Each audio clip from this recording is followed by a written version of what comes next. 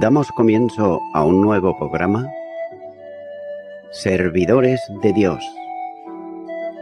Quien te habla es Manuel Cornejo. Estaré compartiendo la palabra de Dios y lo haré de una manera expositiva, versículo a versículo.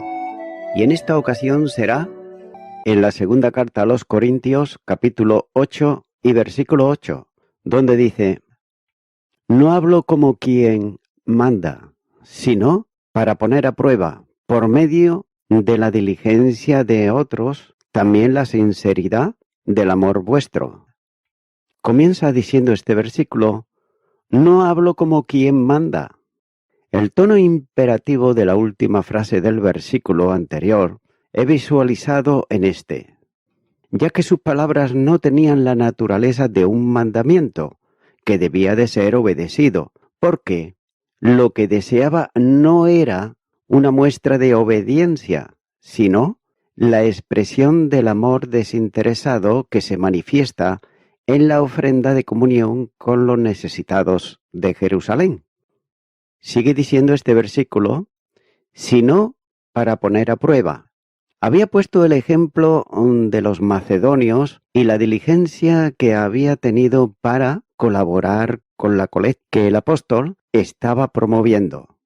Note que no estaba haciendo comparación o estimulando a los corintios para que ellos aportasen con la misma diligencia con que lo hicieron los macedonios, ya que lo que no es espontáneo no es libre y tampoco generoso. Es por esa razón que les indica que no quiere imponer nada desde su autoridad apostólica. Sigue diciendo este versículo: por medio de la diligencia de otros, también la sinceridad del amor vuestro. Todo lo que hace, incluido el envío de Tito para ultimar el asunto de la colecta, lo ejecuta para poder gloriarse en el amor sincero de los corintios, ya que una aportación generosa y diligente sería la mejor manifestación del amor que tenía en cada uno.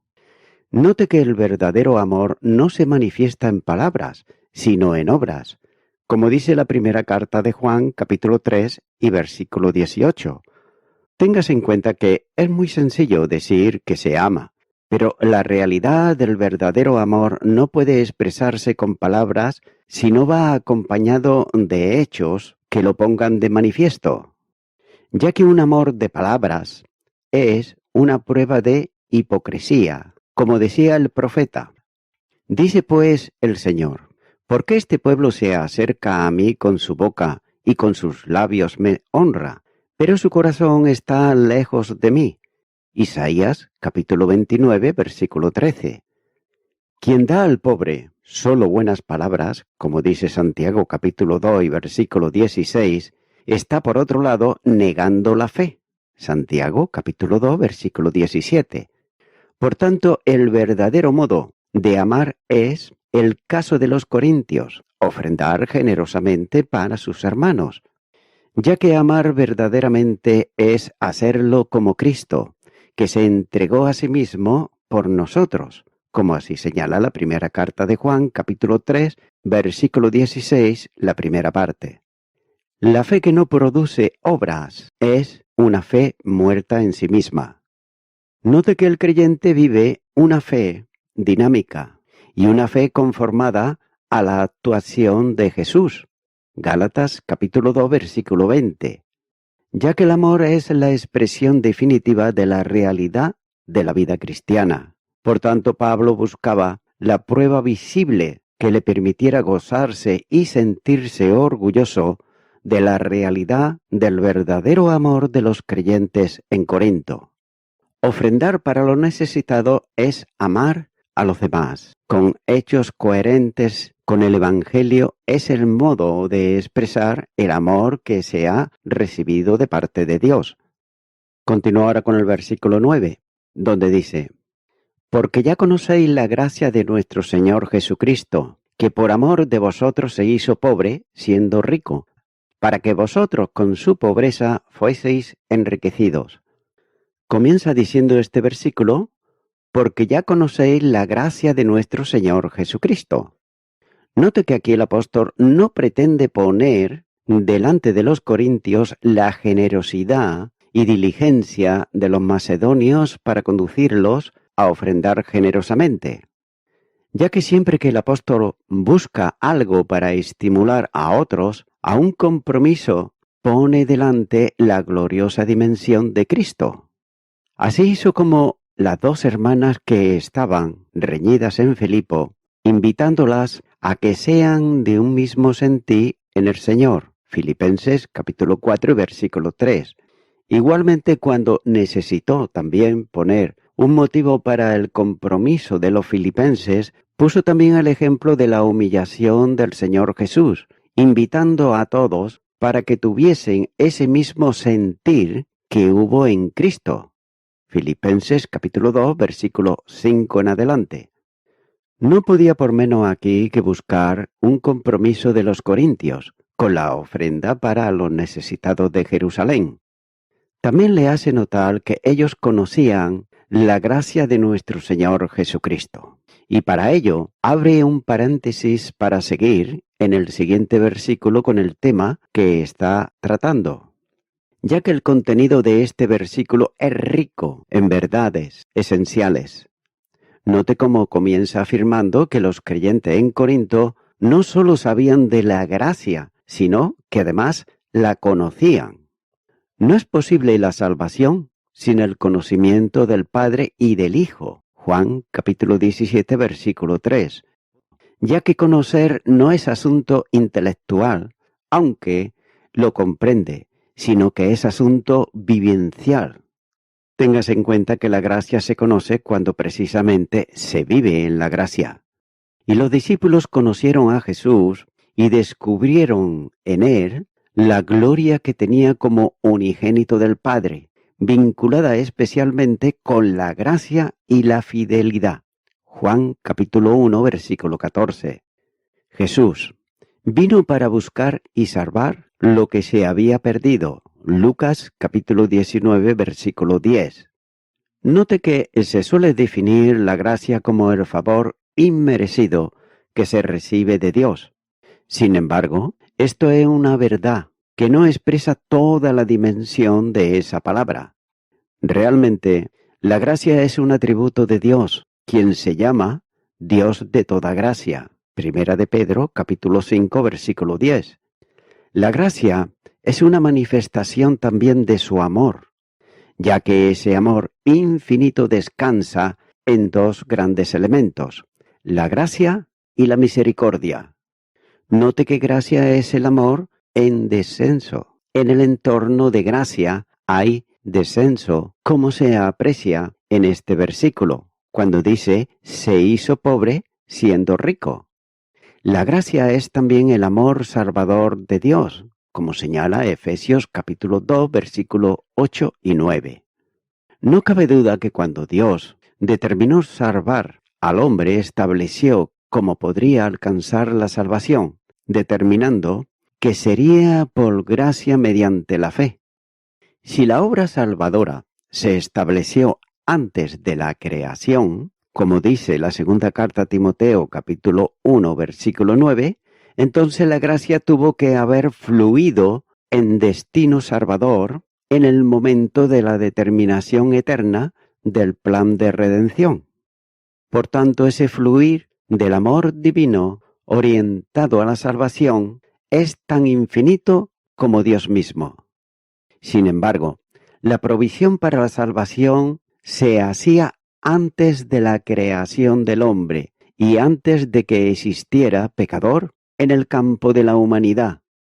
Esa provisión de Dios es provisión salvadora, con una dimensión infinita. Solo podría acogerse en lo que fuese infinito, que tenía necesariamente que ser Dios mismo.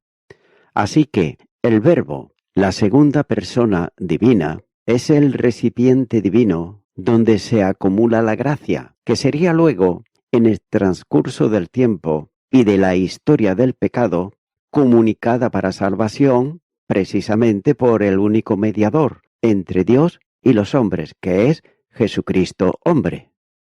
Cuando el Verbo irrumpe en la historia humana y entra como hombre en el mundo de los hombres, con él viene también la infinita dimensión de la gracia. Juan capítulo 1, versículo 17. Y tengas en cuenta que esa gracia se estuvo expresando visiblemente. Juan y los otros discípulos que estuvieron junto a Jesús durante su ministerio afirman haberla visto. Lo que le impactó de Jesús no fue las manifestaciones de poder, sino la dimensión de su gracia. Posiblemente esa percepción fue progresiva y culminó en la cruz, donde Dios hace ondear la bandera de su amor, enarbolándola sobre el lugar donde su Hijo, en expresión de gracia, que es amor en descenso, se anonada a sí mismo y desciende por amor a las partes más bajas de la tierra. Efesios capítulo 4, versículo 9. El Salvador tenía que abajarse al lugar del más perdido de los hombres para hacer potencialmente salvable todo hombre. Por eso descendió a las partes más bajas de la tierra. Efesios capítulo 4, versículo 9. El pecado había saturado al hombre y a la creación, haciéndose sobreabundante, pero cuando esto ocurrió, note que sobreabundó la gracia. Romanos capítulo 5, versículo 20. La cruz tuvo que haber sido el punto sin retorno en la expresión de los suyos para apreciar la cautivadora dimensión de la gracia. El soportar el juicio injurioso en casa del sumo sacerdote, el paso por el pretorio, los latigazos que desgarraron su espalda, la corona de espinas hincada en su cabeza, y también los atroces dolores de la crucifixión, con el menosprecio y la burla de que Jesús fue objeto, la soledad y desamparo de las horas de tinieblas, el grito de victoria del triunfo alcanzado, con él consumado es. Juan capítulo 19, versículo 30. Note que son elementos que componen en la mente y saturan el corazón de los apóstoles, haciéndoles entender en la medida en que la criatura puede entender al Creador, en la infinita dimensión de la gracia divina. Jesús no podía ser otra cosa que el lleno de gracia. El mensaje de salvación que Cristo encomendó proclamar al mundo en su nombre es la más grande expresión de gracia. Dios hizo una obra de valor infinito para la liberación perpetua del pecador condenado a muerte por su pecado, sin demandar de él más que una cosa: fe en su nombre. Efesios capítulo 2, versículos 8 y 9.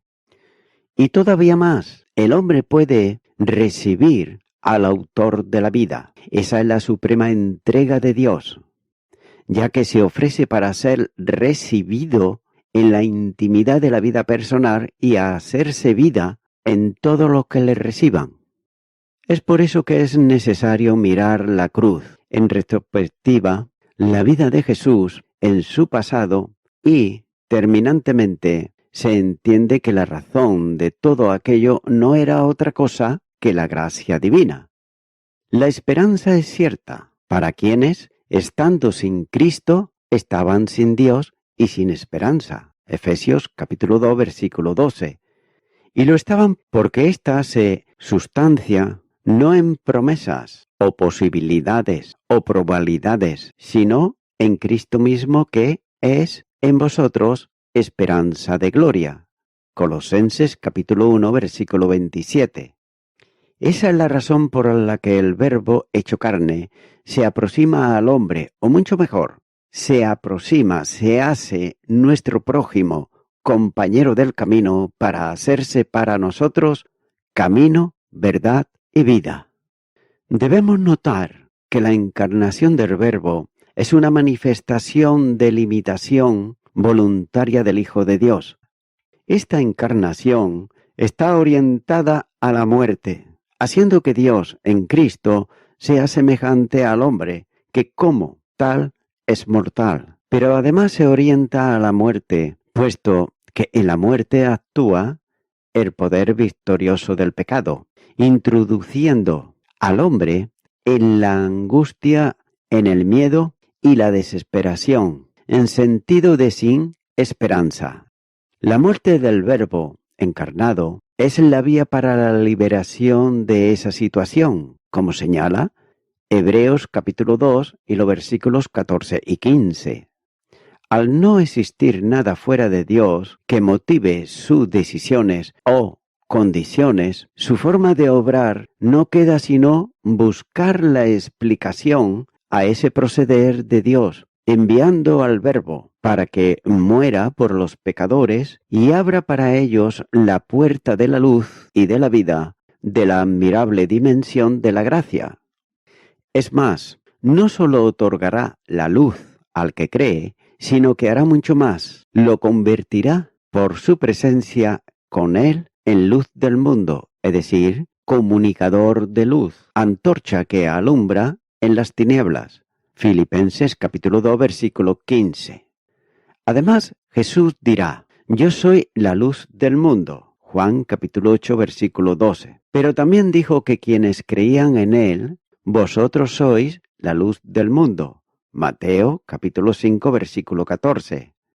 El fin que Dios se propone es que el pecador que crea comparta con él la vida eterna, como señala Juan capítulo 3 versículos 14 al 21 y capítulo 6 versículo 51. Por tanto, Cristo viene en misión restauradora de la comunión del hombre con Dios, interrumpida precisamente por causa del pecado. Y para cumplir este propósito, ha de restaurar antes lo que interrumpía la relación y hacía imposible la comunión con Dios. Para una obra semejante no podía Dios ni tan siquiera buscar algo mínimamente válido en el hombre que sirviera de estímulo o como razón casual de la entrega voluntaria de la vida del Verbo encarnado a la muerte. La única razón válida, según la Escritura, es el amor. Dicho de otro modo, el Verbo se ha encarnado porque Dios es amor, y Dios es amor porque el Verbo se ha encarnado. La cruz está asentada en el amor, como el apóstol Juan dirá en otro de sus escritos. En esto consiste el amor, no en que nosotros hayamos amado a Dios, sino en que Él nos amó a nosotros y envió a su Hijo en propiciación por nuestros pecados. Primera carta de Juan, capítulo 4, versículo 10. Es también necesario entender que Jesús no se vio impulsado a morir por nosotros por nuestra maldad, sino que lo hizo por su amor sobrenatural. Y Pablo está vinculando la gracia con la persona del versículo a la que da los 3 títulos del versículo, es decir, Señor, Jesús y Cristo.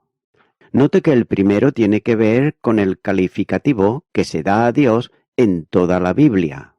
Solo Él es el Señor, puesto que solo Él recibió el nombre que es sobre todo nombre, para que todos manifiesten que Jesús es el Señor. La suprema manifestación de la gracia está vinculada con la inefable, pero también inexplicable gracia. No solo fue un hombre grande, noble y perfecto, que estaba lleno de gracia, sino el único Dios y verdadero que se hizo hombre. Y en esa condición pudo ejercer el ministerio revelador que trajo en su primera venida, Juan capítulo 1 versículo 18, de manera que el amor infinito y sobrenatural de Dios se haga visible en la vida del Señor encarnado. El segundo nombre es Jesús, es el nombre humano del Salvador, dado por Dios, mientras dado por Dios mismo por medio de Gabriel a María, en la Anunciación cuando le dijo, llamará su nombre Jesús, Lucas capítulo 1 y versículo 31, cuyo nombre significa Jehová es salvación, De ahí que también un ángel anunciase a José que lo concebido en María era del Espíritu Santo, reiterándole que debía de llamarle al niño Jesús, cuando dice, porque él salvará a su pueblo de sus pecados. Mateo capítulo 1 y versículo 21. Y el tercer nombre que se le llama es Cristo, el nombre propio del Mesías anunciado a lo largo de los siglos, la esperanza de su pueblo, el que no solo morirá para salvar a los hombres, sino que había sido designado para ser el Rey de Reyes y Señor de Señores. Sigue diciendo este versículo, que por amor a vosotros se hizo pobre siendo rico para que vosotros, con su pobreza, fueseis enriquecidos. Luego de la gracia vinculada a Jesucristo, ahora Pablo le recuerda su humillación y lo hace como expresión definitiva de la gracia, que es amor en descenso. La frase es bien elocuente cuando dice que por vosotros se hizo pobre siendo rico. El descenso del Hijo de Dios hasta la muerte es manifiesto, y Pablo lo está describiendo de esta manera cuando dice, el cual, siendo en forma de Dios, no estimó el ser igual a Dios como cosa que aferrarse, sino que se despojó a sí mismo, tomando forma de siervo, hecho semejante a los hombres, y estando en la condición de hombre, se humilló a sí mismo, haciéndose obediente hasta la muerte y muerte de cruz. Filipenses capítulo 2, versículos 6 al 8. La preexistencia de quien se hizo hombre está presente en el versículo, considerando la condición antecedente de quien vendría a la condición de siervo, haciéndose hombre. Note que no hay en este versículo de la referencia en Filipenses a la mención expresada de la deidad del Señor, como ocurre, por ejemplo, en Juan capítulo 1 y versículo 1, o incluso en Pablo, cuando escribe y dice, de quienes son los patriarcas, y de los cuales, según la carne, vino Cristo, el cual es Dios, sobre todas las cosas, bendito por los siglos. Amén. Romanos capítulo 9, versículo 5. No es preciso porque se trata de poner de manifiesto la unión de la deidad con la limitación y humillación expresada en Cristo. Note que en el versículo hace una precisión esencial cuando dice, se hizo pobre siendo rico.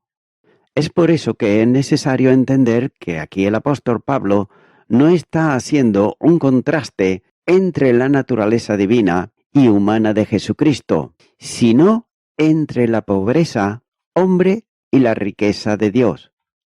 Los calificativos no son usados para indicar una mera, sino para manifestar la exteriorización de la esencia del ser. Por tanto, hemos de entender lo que es inteligible para la lógica humana. De hecho, Jesús se vació de una forma para manifestarse en otra. Note que la deidad de Cristo se afirmaba continuamente y manifestaba en él como el unigénito del Padre, el único de esa condición. Juan capítulo 1, versículo 14. Note que la forma eterna de Dios se hace visible en Jesucristo, no por ser un modelo que pueda revelarlo, sino por ser la imagen del Dios invisible, al tener la misma existencia divina del Padre y del Espíritu. Colosenses capítulo 1, versículo 15. Además, se hace visible en Jesucristo a causa de ser el resplandor de la gloria del Padre. Hebreos capítulo 1, versículo 3. No podía dejar de apreciarse el Señor por ser la misma imagen o impronta de la sustancia del Padre. Hebreos capítulo 1, versículo 3. Así pues, la deidad se manifiesta en la gloriosa presencia en Cristo en su imponente majestad. Juan capítulo 17, versículo 5. Gloria que fue vista por los hombres. Juan capítulo 1, versículo 14. Y antes revelada en visión a los profetas. Isaías capítulo 6, versículo 1. La condición divina de Jesucristo hace que Él sea definitivamente rico, ya que todas las cosas fueron hechas por Él y para Él. Colosenses capítulo 1 y versículo 16. Además, y note esto, es quien sustenta todas las cosas con la palabra de su poder. Hebreos capítulo 1 versículo 3. Ya que no solo fue el creador, sino que lleva al término el propósito para lo que fue creado, rigiendo todas las cosas con su autoridad. Note que todo tiene cohesión en él, como un sistema armoniosamente regulado. Todo el orden cósmico del universo obedece a la acción omnipotente que se expresa en la palabra del Hijo, de modo que de Él y por Él y para Él son todas las cosas. Romanos capítulo 11, versículo 36. Y voy concluyendo con esto. Dice la palabra de Dios que siendo rico. Vemos aquí una referencia a la eternidad y existencia infinita de Cristo. Como la segunda persona de la Trinidad, Cristo es tan rico como Dios el Padre. Pero note que dice también la palabra de Dios que se hizo pobre. Esta es una referencia a la encarnación de Cristo, ya que Él puso a un lado el ejercicio independiente de todas sus prerrogativas divinas, dejó su lugar propio con Dios y adoptó forma humana y murió en una cruz como un delincuente común. Pero note lo que sigue diciendo la palabra de Dios, para que vosotros fueseis enriquecidos. Los creyentes adquieren riqueza espiritual mediante el sacrificio y empobrecimiento voluntario de Cristo, y se vuelven ricos con la salvación y el perdón de pecados que otorga el Salvador Jesucristo, el cual trae a la vida no solamente la salvación, sino el gozo, la paz, la gloria, el honor y la majestad que lo convierten en coherederos con Cristo Jesús. Es por ello que, mi amigo, mi amiga oyente, yo te invito ahora a que sin ninguna demora más tú puedas aceptar a Cristo en tu corazón y aceptarle como tu Salvador. Para ello es necesario que seas tú el que le invites, no yo, sino tú. Pero si no sabes cómo hacerlo, pues puedo ayudarte en una oración. Repite conmigo y di ahí a donde estás. Quiero darte gracias, Cristo, por haber dejado por un tiempo el cielo, donde te adoraban, te obedecían y te hiciste hombre para morir por mí en una cruz. Quiero pedirte perdón por todos mis pecados, me arrepiento de ellos. Entiendo tu sacrificio, que morites en la cruz, pero también que resucitates de entre los muertos. Gracias te doy, en tu nombre. Amén.